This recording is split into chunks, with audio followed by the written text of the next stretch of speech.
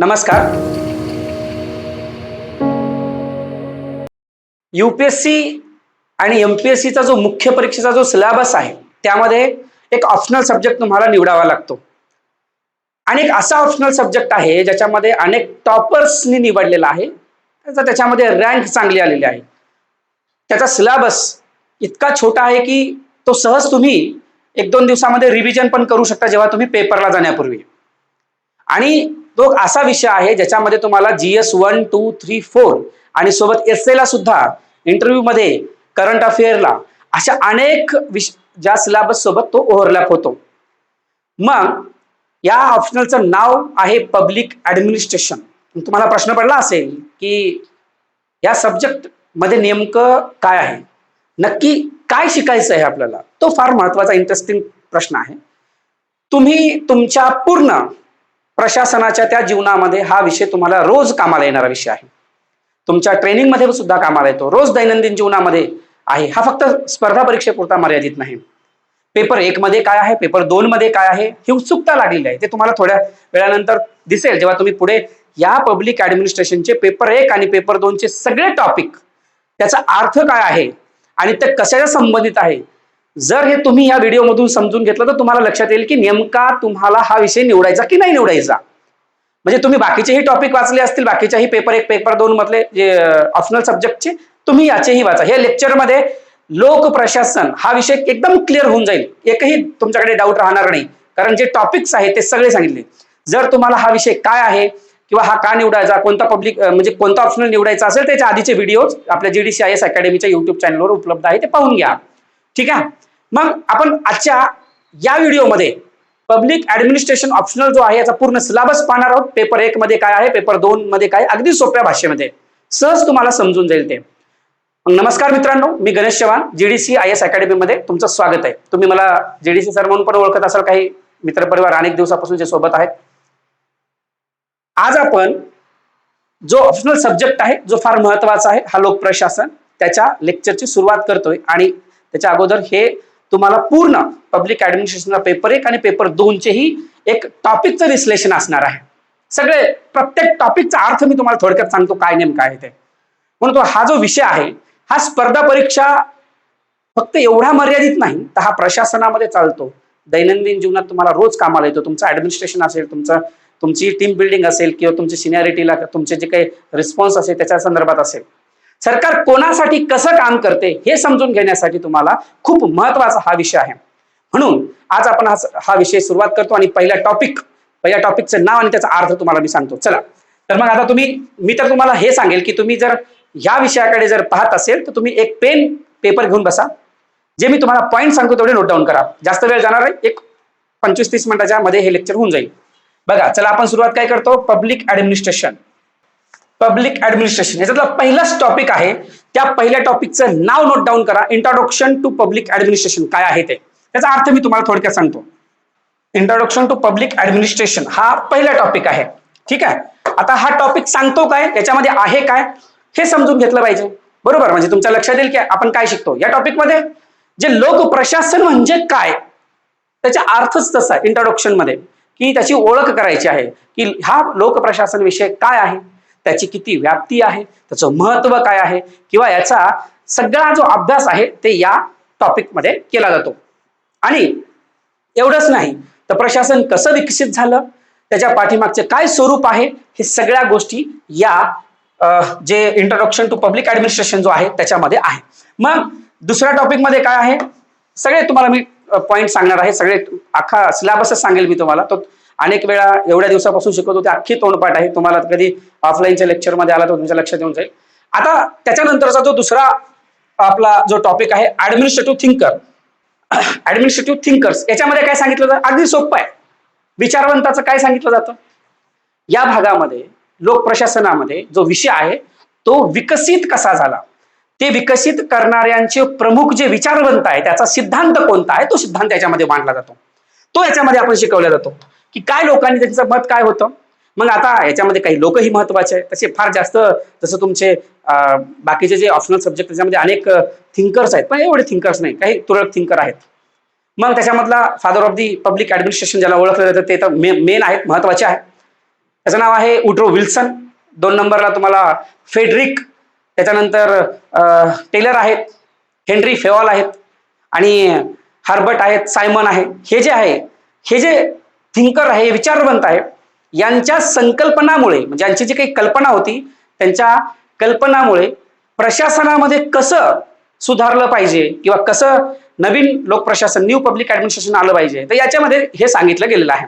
असंच तिसरा एक टॉपिक आहे, तिसरा त्याला आपण पब्लिक किंवा ऍडमिनिस्ट्रेटिव्ह बिहेवियर पण म्हणतो. हे 2-3 ऍडमिनिस्ट्रेटिव्ह असंच आहे. ऍडमिनिस्ट्रेटिव्ह बिहेवियर, ऍडमिनिस्ट्रेटिव्ह बिहेवियर असा या टॉपिकचं नाव. याच्यामध्ये बिहेवियर वरती तुमच्या लक्षात आलं असेल की नेमकं काय आहे. मग प्रशासनामध्ये काम करणारे जी लोक आहे, जे अधिकारी आहे, ब्युरोक्रेसी आहे, त्याचं वर्तन असेल, त्यांची निर्णय क्षमता असेल, त्यांची प्रक्रिया असेल किंवा त्यांच्यामध्ये मानवी घटक जो आहे यांचा अभ्यास या टॉपिक मध्ये केला जातो. मग उदाहरणामध्ये तुम्हाला काय द्याल की तुम्ही समजा एक्झाम्पल आहे तुमचं डिसिजन मेकिंग असेल, डिसिजन मेकिंग ठीक आहे, ते फार महत्वाचं आहे. त्याच्यानंतर तुमचं मोटिवेशन, तुम्ही लिडरशिप असणार किंवा ह्युमन रिलेशन्स तुमचे कसे आहे, तर या पद्धतीचे जे काही टॉपिक्स आहेत किंवा तुम्हाला हे उदाहरणामध्ये देता येतात, या सगळ्यांचा समावेश याच्यामध्ये होतो. त्याच्यानंतरचा एक टॉपिक आहे 4 नंबरचा, ते तुम्ही नोट डाऊन करा. परत तुम्हाला जे ऑर्गनायझेशन ऍक्ट टॉपिक आहे, आता नावामध्येच तुमच्या लक्षात आलं असेल की ऑर्गनायझेशन म्हणजे काय.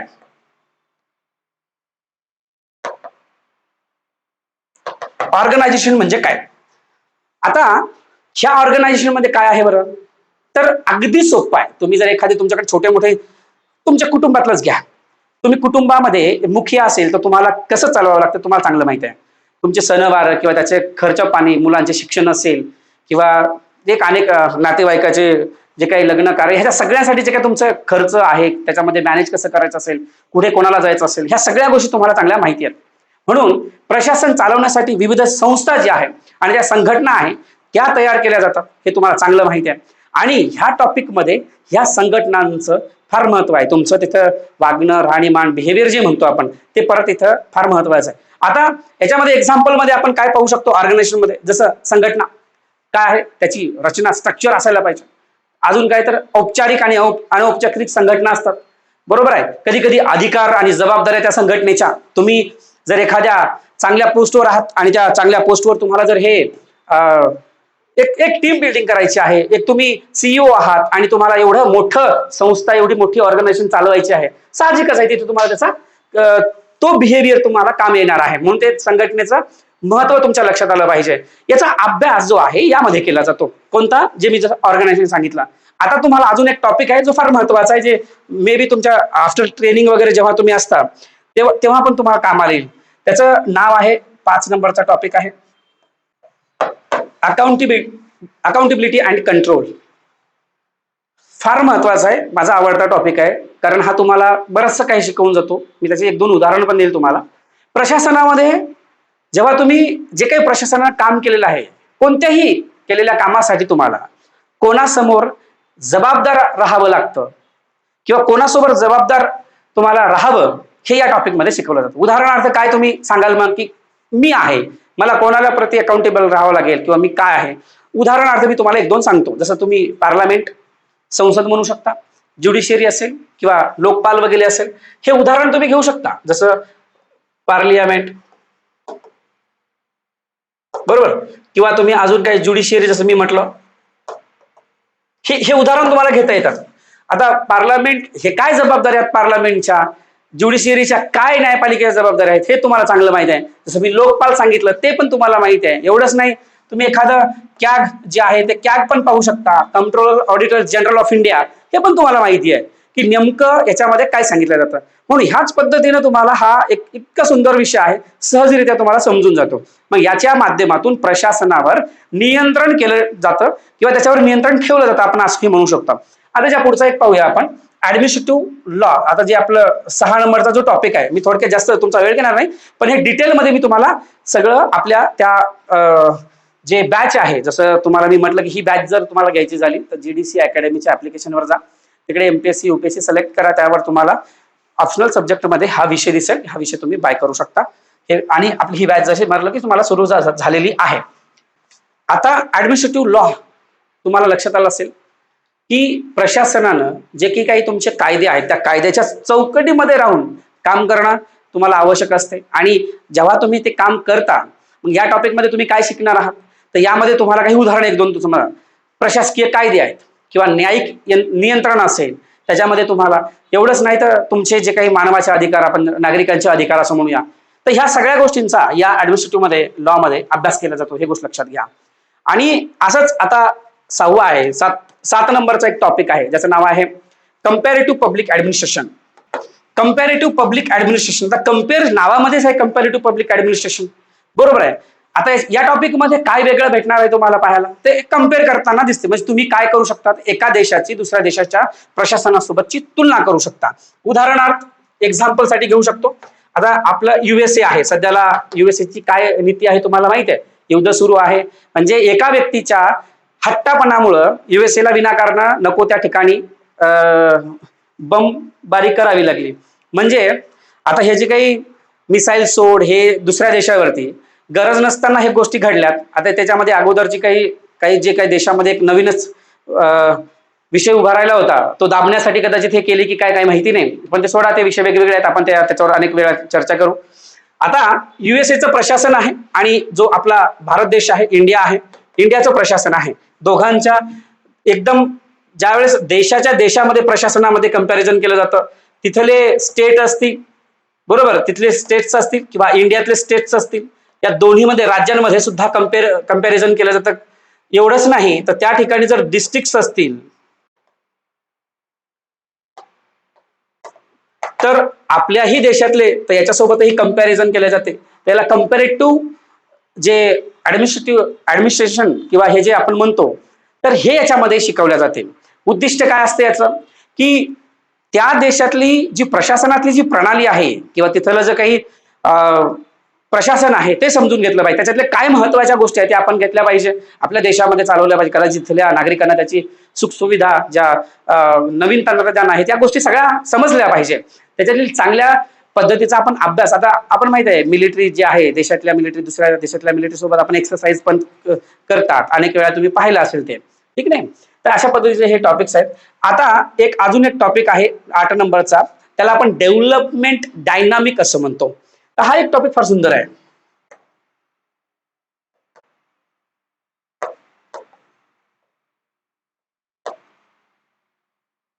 डेव्हलपमेंट डायनामिक्स हा जो टॉपिक आहे, या टॉपिक मध्ये काय सांगितलं गेलं, नावामध्ये विकास आहे, बरोबर आहे. मग त्या विकास प्रक्रियेमध्ये नेमकं काय डेव्हलप करायचंय, तर प्रशासनाची भूमिका काय असते, हे या टॉपिक मध्ये आपण अभ्यासलं जाते. आता विशेषतः काय आपण काय करतो, की जे विकसनशील म्हणजे जे डेव्हलप्ड कंट्री आहे, विकसनशील देश आहे, त्या देशांसोबत काय करतो आपण, त्या देशातल्या प्रशासनासोबत आपण बऱ्याच वेळेस वाटाघाटी करतो किंवा एमओयू साईन करतो. ह्या गोष्टी चालत असतात, बरोबर आहे. तिथले जे काही विकास धोरणं असतील, डेव्हलपमेंट पॉलिसीज असतील, सामाजिक तिथले काही बदल असतील, हे याच्यासाठी उदाहरण म्हणून आपण हे डायनामिक जे आहे त्या टॉपिक मध्ये घेऊ शकतो, बरोबर. आता याच्या पुढे जाऊन जर सांगायचं झालं तर 9वा टॉपिक जो आहे पर्सनल ऍडमिनिस्ट्रेशन.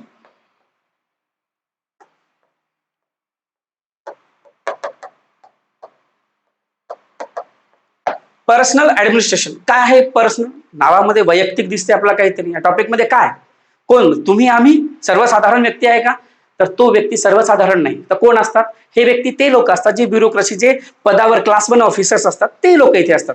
त्याच्यामध्ये जे सरकारी लोक असतात, ते त्या सरकारी लोकांचे जे काही कर्मचारी आहेत त्याच्यावरती एक एक हायरार्की असते. तुम्हाला मी जसं सांगितलं की हे ऍडमिनिस्ट्रेशनचा एक भाग आहे, की आपलं पाहिलं इथे सी ग्रुप आहे, इथे बी ग्रुप आहे आणि इथे तुम्हाला या ठिकाणी डी आहे, बरोबर, आणि इथे ए आहे. हा काहीच लोक असतात, म्हणजे तुरळक लोक असतात. उदाहरणार्थ इथे एक आहे, सीईओ आहे, बरोबर, किंवा आपण डिस्ट्रिक्ट मॅजिस्ट्रेट म्हणूया किंवा डिस्ट्रिक्ट कलेक्टर म्हणूया, हा इथे असतो, बरोबर आहे. तो एकच व्यवस्था व्यवस्थित मॅनेज करतो. त्याच्यावर कर्मचाऱ्यांचं व्यवस्थापन कसं असलं पाहिजे, त्याची भरती कशी घेतल्या जाते, किंवा आता पोलीस भरती आहे समजा, पोलीस भरती चालू झालेली आहे, तर ती कशी असावी. त्याच्यानंतर आपण पोलीस भरतीच्या पुढे जर गेलो तर आपण जसं PSI आहे, ग्रुप बीच्या ज्या परीक्षा आहेत, त्याच्यानंतर MPSCच्या राज्यसेवेच्या परीक्षा आहेत किंवा UPSCच्या परीक्षा आहेत, सिव्हिल सर्व्हिस एक्झामिनेशनच्या त्या परीक्षा, किंवा डिफेन्समध्ये गेलं NDA सारखी आहे, किंवा अजून बाकीचं तुम्हाला अनेक काही सरकारी ज्या केंद्रामधल्या काही यंत्रणा आहे त्या आपण पाहू शकता. जसं सीजीएल असेल त्याच्या जागा पण निघाल्या, भरपूर जागा निघाल्या, 15,000पेक्षा अधिक जास्त. तर हे तुम्हाला पाहता येते. मग आता या पर्सनल ऍडमिनिस्ट्रेशन मध्ये जसं मी तुम्हाला सांगितलं की हे सगळं यामध्ये येते आणि ही लोक आता जसं सीईओचं सांगितलं हा एक असतो, बी मध्ये जसं उदाहरणार्थ 50 लोक मॅनेज करतात, सी मध्ये जवळजवळ भरपूर सारे म्हणजे जवळजवळ 5,000 असतील. हे उदाहरण एक सर्वसाधारण उदाहरण आहे, एक्झॅक्ट उदाहरण तुम्हाला देईलच मी. तर त्याच्यानंतर जर पाहिले तिकडे 5 लाख लोक आहेत हे मॅनेज करतात. जसं तुम्ही पोलीस यंत्रणा पाहू शकता, लॉ अँड ऑर्डर मेंटेन करण्यासाठी आपल्याला एका पोलीस स्टेशनमध्ये समजा जर 50 पोलीस कर्मचारी असतील तर बाकी ते तिथला जो एरिया आहे, जो काही हजारो लाखोमध्ये जी लोकसंख्या आहे त्या लोकसंख्येला तो मॅनेज करत असतो, हे आपल्याला माहिती आहे चांगलं. मग प्रशिक्षण जसं मी तुम्हाला सांगितलं, त्यांना प्रशिक्षण देणं, जसं पदोन्नती असेल, सेवा त्याच्या अटी असतील, हे सगळं त्याच्यामध्ये येते. त्याच्यानंतर फार महत्वाचा एक टॉपिक आहे जो याच्यामध्ये लोक पीजी करतात, पोस्ट ग्रॅज्युएशन करतात आणि बऱ्याच ऍडमिनिस्ट्रेशन जेव्हा जेव्हा ज्या ज्या भागामध्ये चालू असते तिथे या लोकांची गरज पण लागते. याला आपण म्हणतो पब्लिक पॉलिसी. हा आपल्या GS2 ला पण आहे public policy.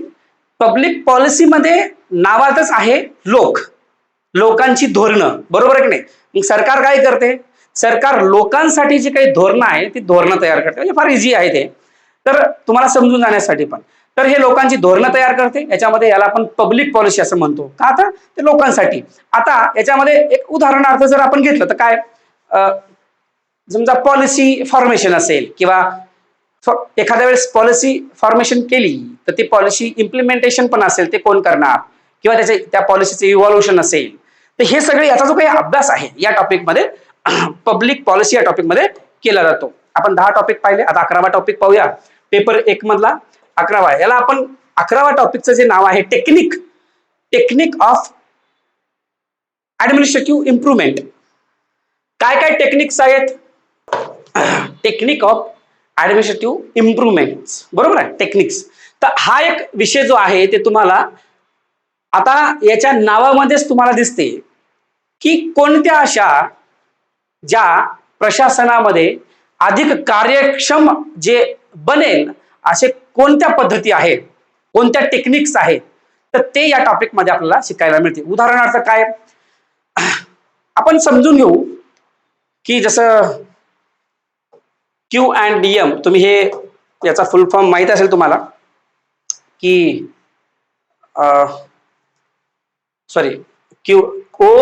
OM, organisation and methods. तर हे तुम्हाला या टॉपिक मध्ये शिकायला मिळते की ऑर्गनायझेशन आणि मेथड ही कशी असायला पाहिजे, त्याचा त्या ऑर्गनायझेशनल स्टडी किंवा वर्क स्टडी आपण म्हणतो, त्याच्यासोबत ई गव्हर्नन्स पण आहे. हे सगळे काय टेक्निक्स आहेत ऍडमिनिस्ट्रेटिव्हचे. त्याच्यानंतर जो शेवटचा जो टॉपिक आहे हा तुमच्या GS2 ला, म्हणजे हे सगळेच टॉपिक तुम्ही बघा तुमच्या लक्षात येईल की GS2 ला पण आहेत. तर तो म्हणजे फिनान्शियल ऍडमिनिस्ट्रेशन आहे.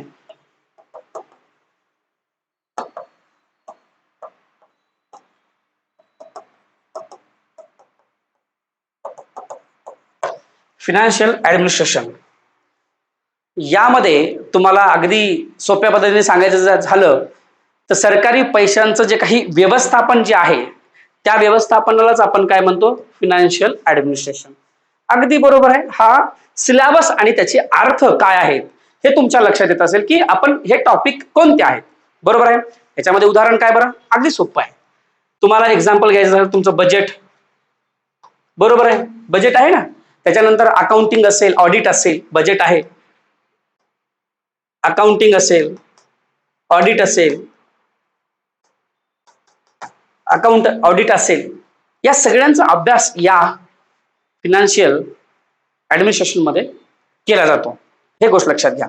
जसं मी तुम्हाला आता जे काही सांगितलं होता पेपर 1 मध्ये पब्लिक जे ऍडमिनिस्ट्रेशन किंवा आपण त्याला ऍडमिनिस्ट्रेटिव्ह थिअरी पण असं त्या टॉपिकचं नाव होतं, जे इथे 12ला 12 आपण समजून घेतले की नेमके काय होते, त्याच्यामध्ये काय आहे. अजून एक 5-10 मिनिटात हा संपून जाऊ आपण. जसा पेपर दुसरा आहे, पेपर दुसरा हा सगळ्याचाच अख्खा GS2 सोबत ओव्हरलॅप होतो, ज्याचं नावच आहे इंडियन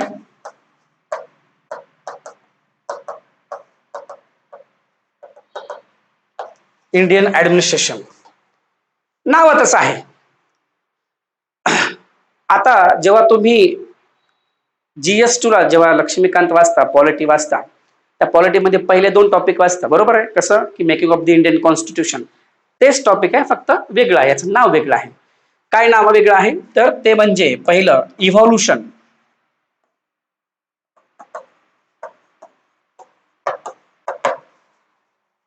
ठीक आहे. आता इव्होल्युशन ऑफ पब्लिक म्हणण्यापेक्षा इंडियन ऍडमिनिस्ट्रेशन म्हणा,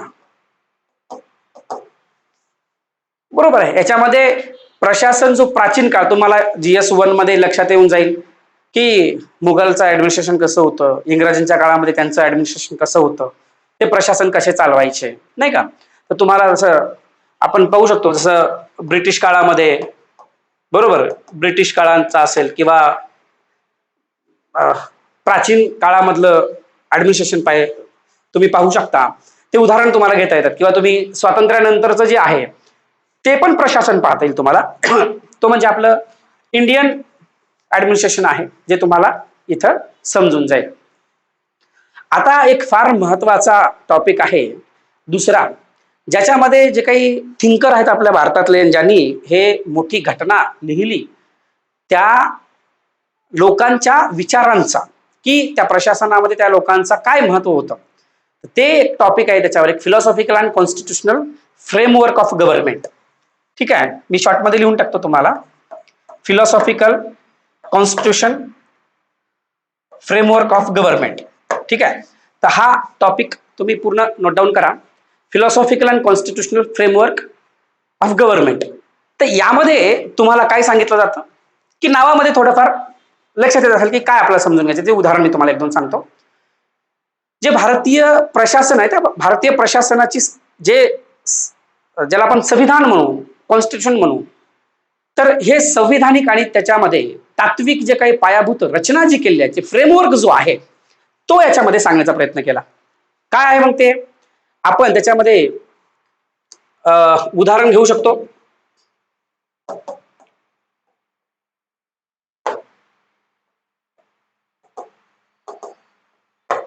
किंवा तत्व, कॉन्स्टिट्युशनल प्रिन्सिपल्स, संविधानिक जे संविधानाचे तत्व असतील.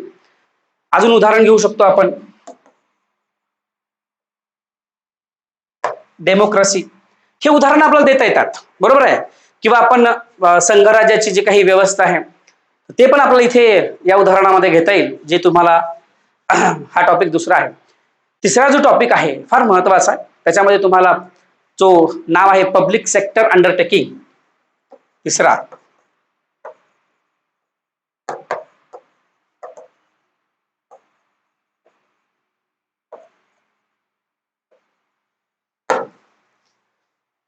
ठीक आहे, यामध्ये काय येतं, सरकारच्या मालकीचे जे उद्योग आहेत, म्हणजे त्याला पब्लिक सेक्टर युनिट असं म्हणता येईल का आपण, बरोबर आहे. पब्लिक सेक्टर युनिट जे आहेत ते.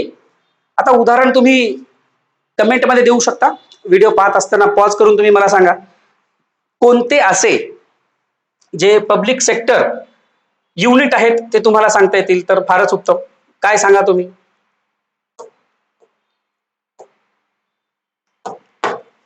काय आहेत उदाहरण? Oil and gas corporation, Bharat heavy electronic limited, जे भेल म्हणून ओळखले जाते, त्याचं इथे एक ऑफिस आहे पाषाणला, पुण्यामध्ये. भेल याची रचना असेल किंवा याची जी काही कार्यप्रणाली आहे, ह्या सगळ्यांची व्यवस्थित स्टडी केला जातो, कारण याच्या नावामध्येच आहे पब्लिक सेक्टर अंडरटेकिंग, म्हणजे ज्या असे काही संस्था ज्या गव्हर्नमेंटच्या अंडर येतात, बरोबर. आता त्याच्यानंतर युनियन गव्हर्नमेंट अँड ऍडमिनिस्ट्रेशन, चौथा. युनियन गव्हर्नमेंट अँड ऍडमिनिस्ट्रेशन, मी पूर्ण लिहित नाही, तुम्ही नोट डाऊन करत चला, मी बोलत जाईल. मग याच्यामध्ये काय, तर आपण केंद्र सरकारची जी रचना असेल, आपण युनियन आहे जो आपला 5वा टॉपिक आहे पॉलिटी मधला, तेच ते प्रशासन आहे, तेच तुम्हाला याच्यामध्ये काय, जसं तुमचं राष्ट्रपती असतील, पंतप्रधान असतील, त्याच्यानंतर तुम्हाला त्याचं जे काउन्सिल ऑफ मिनिस्टर असतील, मंत्रालय असतील, केंद्रीय सचिवालय असेल, हे सगळे याच्यामध्ये पाहायला मिळते. बरोबर आहे. आता जो 5वा टॉपिक आहे तो फार महत्वाचा आहे, plan and priorities. Plan and priorities, PP. यामध्ये तुमचे काय असेल, देशाच्या विकासासाठी जो सरकार आहे त्या सरकारच्या कोणती योजना असेल किंवा त्याचं कोणतं प्राधान्य आहे ते तुम्हाला इथे पाहावं लागेल. हा महत्वाचा विषय आहे. ठीक आहे. किती वेळ झाला? हा ठीक आहे, अजून 5 मिनिटं, जास्त नाही. तर ते याच्यामध्ये तुम्हाला पाहायला मिळते. येतं लक्षात की प्लॅन अँड प्रायोरिटीज म्हणजे ते प्राधान्यक्रम ठरविणं, तर हा फार महत्वाचा विषय आहे. त्याच्यानंतर तुम्हाला स्टेट गव्हर्नमेंट आहे, state government and administration.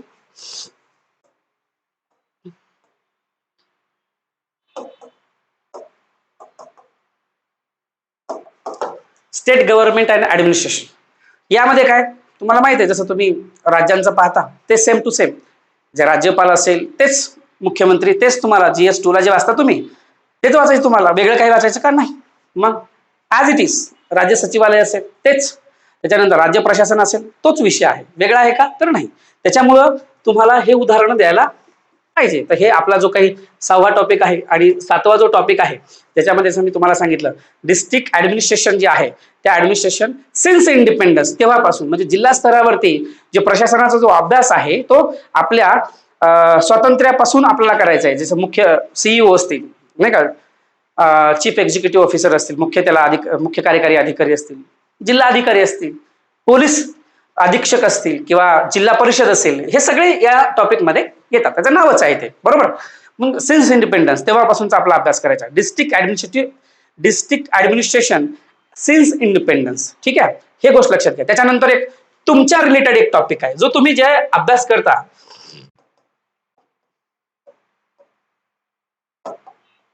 Civil service. Civil services मध्ये काय, आता तुम्हाला तेच सगळं मांडायचं आहे जे तुम्ही UPSC MPSC ची तयारी करता. भारतीय प्रशासकीय जे सेवा आहे त्याची रचना काय आहे, त्याचं स्ट्रक्चर काय आहे, ते कशा पद्धतीचं करते, त्या स्टेजेस काय आहेत तुम्हाला माहित आहे की 3 स्टेजेस आहेत. फर्स्ट मध्ये तुम्हाला प्रिलिम एक्झाम होते, सेकंड मध्ये तुम्हाला मेन्स असते. बरोबर आहे. आता ही रायटिंग झालेली आहे. आणि नंबर 3 मध्ये तुमची पर्सनॅलिटी, म्हणजे ज्याला आपण इंटरव्ह्यू असं म्हणतो. बरोबर आहे. तर ह्या गोष्टी तुम्हाला असते. ही हायरार्की आहे. हायरार्की म्हणण्यापेक्षा हे स्टेजेस आहेत, याची तुम्हाला याच्यातून निवड केली जाते. बरोबर आहे. जर तुमची चांगली रँक आली, आता नुकताच UPSCचा रिझल्ट लागलेला आहे, त्यामध्ये इंडियन ऍडमिनिस्ट्रेटिव्ह सर्व्हिस असेल ज्याला IAS म्हणतो, इंडियन पोलीस सर्व्हिस असेल ज्याला IPS म्हणतो, आणि ह्यांची भूमिका काय असते, यांचं कार्यप्रणाली काय आहे, हे कशा पद्धतीचं कार्य करायला पाहिजे, किंवा हे स्टेप काय आहेत, या गोष्टी याच्यामध्ये शिकवल्या जातात. हे फार महत्वाचं आहे. आणि सेम जसं मी तुम्हाला याच्या आधी 12वा टॉपिक सांगितला होता, तेच टॉपिक जसं पुन्हा एकदा रिपीट करतो, 9वा. त्याच्यामध्ये जसं फिनान्शियल मॅनेजमेंट,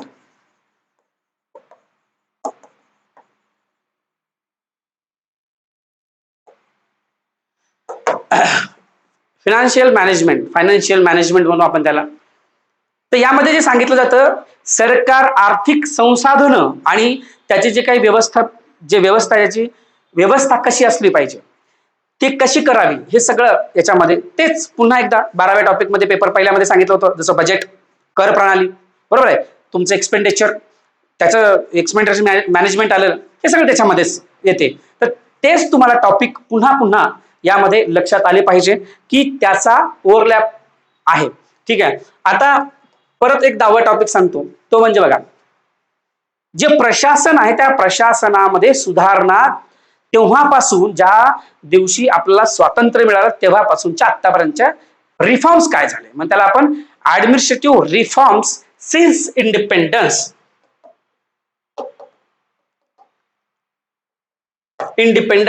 येतं लक्षात. तर हे मग आता याच्यामध्ये कोणते, तर 2 रिपोर्ट फार महत्वाचे आहे. एक म्हणजे ARC रिपोर्ट सेकंड जो आहे तो ई गव्हर्नन्स असेल. हे फार महत्वाचे रिपोर्ट जे आहेत ते मी तुम्हाला त्याच्यावर खास लेक्चर घेतलेलं आहे, त्याच्यामुळे काही काळजी करू नका. आता 11वा एक टॉपिक आहे, हा तुम्ही पंचायत राज वाचलं आणि वाचतही असाल. कधीपासून आहे आपल्याला? ग्रुप C सरळ सेवेला आहे, ग्रुप B ला आहे, संयुक्तला आहे, राज्यसेवेला आहे, सगळीकडे तुम्ही वाचता. मग आहे का याच्यामध्ये, तर त्याला म्हणतो आपण रूरल ऍडमिनिस्ट्रेशन.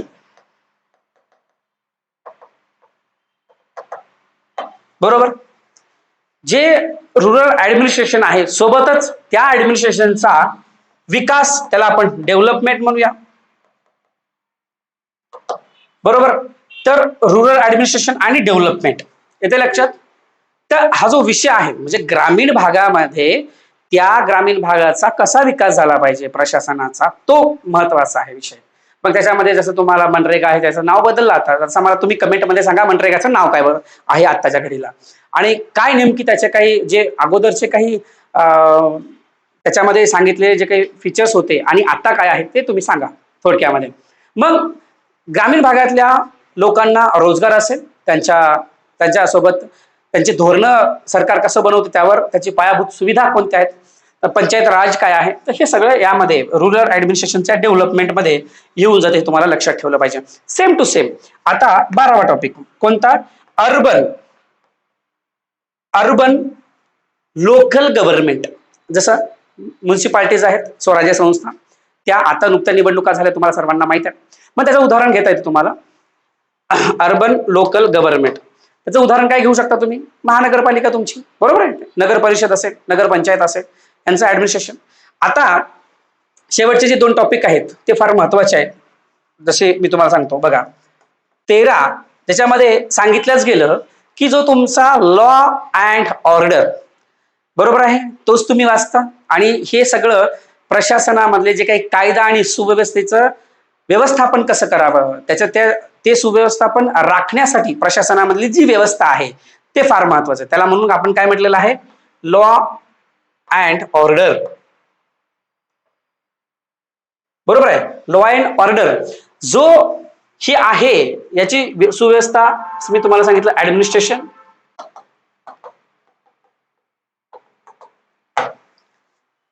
येते लक्षात. तर यामध्ये याची मुख्य भूमिका काय असणार आहे बरं ह्या टॉपिक मध्ये, तुमच्या याच्या नावावरून लक्षात आलं. कशाची, लॉ अँड पोलीस व्यवस्था, न्याय व्यवस्था, जिल्ह्याचं प्रशासन असेल. तुम्ही जवळपासच पहा, जास्त दूर जाण्याची काही आवश्यकता नाहीये तुमच्याकडे.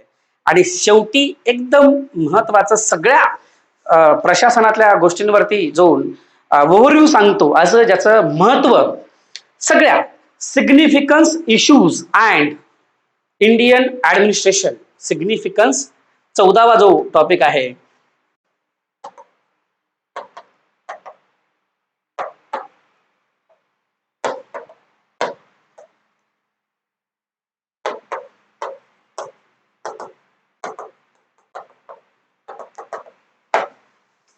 ऍडमिनिस्ट्रेशन, भारतीय प्रशासनामधल्या प्रमुख ज्या समस्या आहे त्या समस्या तुम्हाला या शेवटच्या टॉपिक मध्ये पाहायला मिळतात. काय काय आहेत तुम्हाला तुमच्या अगदी तोंडावर पहिला एक मुद्दा आला असेल किंवा एक शब्द आला असेल, त्याला आपण काय म्हणतो, करप्शन, भ्रष्टाचार. हे पहिला तुमचा इश्यूज आहे की नाही, आहे. अजून काय, लाल दिव्याची गाडी, हा ते गाणं आहे ना, ते मस्ती करता काय मजा करता काय, हा जेव्हा लाल दिव्याची गाडी, तो रॅप फार भारी आहे, तो एनर्जेटिक नाही का, मुलं ऐकतात स्पर्धा परीक्षा करणारे. तर लाल दिव्याची गाडी दिसली की त्याच्यामध्ये मग तुम्हाला माहिती आहे काय होतं काय नाही. तर ते इश्यूज जे आहेत ते तुम्हाला मांडायचे आहे दिवसेंदिवस. आता नुकतंच एका तहसीलदारांनी पैसे घेताना रंगेहात त्यांना पकडण्यात आलेलं आहे. तर अशा वेळेस काय मनस्थिती असेल किंवा त्यांच्यावर कोणती कारवाई केली जाते, कशासाठी पैसे घेतात, एवढी मोठी पगार असताना, सुखसुविधा असताना. पगार 2-2.5 लाख रुपये असेल हो, पण 10 आता IPS आहे, त्या IPSचा पगार समजा 2.5 लाख रुपये आहे. त्या 2.5 लाख रुपये पगार जरी असेल, बाकीच्या गोष्टी मिळतातच, पण त्यांच्यावर 10-12 लाख रुपये तर खर्च सरकारच करते. त्यांच्या सुखसुविधा असतील, सगळ्या गोष्टी, त्यांचे अलाउन्सेस वगैरे, ह्या त्या गोष्टी, गाडी वगैरे पासून सगळंच काय, त्यांचा स्टाफ वगैरे एवढा खर्च करतो, तरी पण एवढं घेतात. आता का घेतात काही माहिती नाही, ते एकदा प्रशासनात गेल्यानंतर त्याच लोकांना माहित असेल. मुद्दामून एखाद्या गोष्टीला विलंब लावणे प्रशासनामध्ये ते काय, तुम्हाला माहित आहे का सरकारी कामकाज आहे आणि या सरकारी कामकाजामध्ये तुम्हाला काय मिळणार आहे, वेळच लागतो, मग त्याच्यामुळे टेन्शन घ्यायचं नाही, असं डायरेक्ट बोलून टाकतात ती लोक. पण ते नाही, लवकर इश्यू सॉल्व्ह करण्याच्या याच्या भानगडीत पडत नाहीत. बरोबर आहे, करायचा असतो पण करत नाहीत.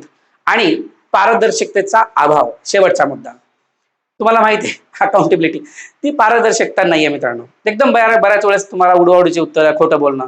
तर हे प्रशासनात कुठे ते चांगलं आलं तर देश नक्की सुधारतो. महासत्तेकडे जाणारा देश आपला, तर नक्कीच महासत्ता लवकरच बनेल. म्हणून मी तुम्हाला या सगळ्या याच्यावर आता शेवटी जे आहे कन्क्लुजन काय आहे,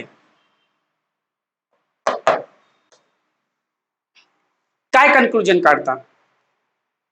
तर जे काही जसं मी तुम्हाला सांगितलेलं आहे, तर मित्रांनो पब्लिक ऍडमिनिस्ट्रेशन जो ऑप्शनल मध्ये तुम्हाला पेपर 1 मध्ये, प्रशासनाचा सिद्धांत आणि पेपर 2 मध्ये भारतीय प्रशासनाची रचना याचा तुम्हाला अभ्यास करायचा आहे, जो तुमच्या दैनंदिन जीवनात रोज वापरता येईल आणि तुम्हाला तो GS 1 2 3 सगळे सोबतच तो ओव्हरलॅप होतो. बराच टॉपिक्स असे ओव्हरलॅप होताना दिसतात जे तुम्हाला मी आता सांगितलंय. ह्यानंतर हा जो विषय आहे UPSC असेल MPSCचा दोन्ही मुख्यचा तुम्ही मराठीतून इंग्लिश मधून कुठेही करत असाल तर माझ्या गेल्या मी अनेक दिवसापासून अनेक वर्षापासून हा विषय मी शिकवतो. तर यामध्ये मी तुम्हाला जे प्रिंटेड नोट्स असतील, आता विशेष म्हणजे तुम्हाला टॉपिक वाईज नोट्स तुम्हाला याच्यामध्ये जे काही अगोदरचे मी जवळजवळ याच्यावर 250 पेक्षा अधिक जे प्रश्न आहेत कोणते आपले PYQ चे जे मुख्य मेन एक्झाम आहे त्यामधले 250 प्रश्नांचे उत्तर मी स्वतः काढलेले आहेत. ते उत्तर तुम्हाला प्रॅक्टिससाठी देणार या बॅच मध्ये. त्याच्या पुढे काय, तर हे झाल्यानंतर मी तुमच्याकडे जवळजवळ 25 ते 30 टेस्ट मी तुमच्याकडून प्रॅक्टिस करून घेणार. म्हणजे तो अगोदर याच्यावर आढावा टॉपिक संपल्यानंतर प्रत्येक टॉपिकला मी त्यावेळेस तुम्हाला मॉडेल आन्सर देण्यापेक्षा अगोदर मी तुम्हाला हे देणारच आहे. उदाहरणार्थ पब्लिक ऍडमिनिस्ट्रेशन घ्या किंवा ऍडमिनिस्ट्रेटिव्ह बिहेवियर घ्या, ऑर्गनायझेशन घ्या, फायनान्शियल ऍडमिनिस्ट्रेशन घ्या, कुठलाही टॉपिक घ्या. जसंही टॉपिक झाला की त्या टॉपिकवर तुम्हाला नोट्स दिल्यानंतर त्यावर तुम्हाला कमीत कमी एक 10, 15, 20 असे प्रश्न जे आलेले आहेत गेल्या 10, 15, 20 वर्षात, ते UPSCचे असतील किंवा MPSCचे अगोदरचे प्रश्न असतील, ते सगळे प्रश्न घेऊन ते प्रश्न तुम्हाला त्याचे उत्तर मी स्वतः काढलेले आहेत. माझ्या ते काही हँडरायटिंग नोट्स आहेत त्या पण देईल मी तुम्हाला, माइंड मॅपचे आहे ते तुम्हाला इथे मी ते देणार. त्याच्यावर तुमच्या लक्षात येईल की आपण जे वाचलं, जे शिक्षण आपल्याला समजून सांगितले टॉपिक आहे, ते टॉपिक समजून घेतल्यानंतर आपण याच्यावर आन्सर कसं करायचं त्या तुम्हाला त्याच्यात दिसेल. आणि जेव्हा तुम्ही ते 10, 12, 20 प्रश्न जे काय असतील त्या टॉपिकवर त्याचे तुम्ही उत्तर कसे पाहिजे, कसे सोडावे, हे जर तुम्हाला ती जर थीम लक्षात आली तर तुम्ही सगळ्यात महत्वाची गोष्ट करू शकता. तुम्हाला जेव्हा प्रॅक्टिस देणार मी हे जे टेस्ट आहे, जे प्रश्न आहे ते सोडवण्यासाठी, त्यावेळेस तुम्हाला त्याचा फार फायदा होऊन जाईल. ठीक आहे, तर अशा पद्धतीचं एकंदरीत असणार आहे. म्हणून एकदा तुम्ही जाऊ शकता, GDC अकॅडमी नावाचं ऍप्लिकेशन आहे, त्या ऍप्लिकेशनवर जा. तिथे मोबाईल नंबर जसे गुगल प्ले स्टोअर मध्ये इन्स्टॉल केलं की तुम्ही मोबाईल नंबर टाका, तुम्हाला OTP येऊन जाईल. OTP आल्यानंतर तुम्ही त्या ठिकाणी तुम्हाला एक्झाम जे आहे ते ऑप्शन सिलेक्ट करायचे आहेत. तुम्ही याच्यामध्ये ऑप्शनल सब्जेक्ट सिलेक्ट करा किंवा UPSC असेल, MPSC असेल, हे सिलेक्ट केल्यानंतर तुम्हाला तिथे लोक प्रशासन नावाची जवळजवळ ही आपली 3री 4थी बॅच आहे. तर त्या बॅचला तुम्हाला त्याचा नंबर दिसेल, तो तुम्ही बॅच घ्या. त्या बॅच मध्ये हे सगळे टॉपिक्स तिथे उपलब्ध आहेत. ठीक आहे, तर अशा पद्धतीने तुम्हाला जर काही डाऊट आला तर तुम्ही मला या नंबरवर कॉल करू शकता. 99 60 18 75 95 हा नंबर आहे माझा. त्याच्यावर व्हॉट्सअप किंवा मेसेज करू शकता काही डाऊट आला, किंवा तुम्हाला जर पुढे ऑप्शनल निवडायचा कसा असेल त्याच्या अगोदरचे व्हिडिओ पाहू शकता. ठीक आहे, धन्यवाद. भेटूया आपण आपल्या अनेक, तुम्हाला वाटलं की कोणत्या टॉपिकवर बनवायचा असेल या संबंधित तर तुम्ही मला कमेंटमध्ये सांगू शकता की या टॉपिकवर व्हिडिओ बनवा, मी नक्कीच बनवेल. धन्यवाद.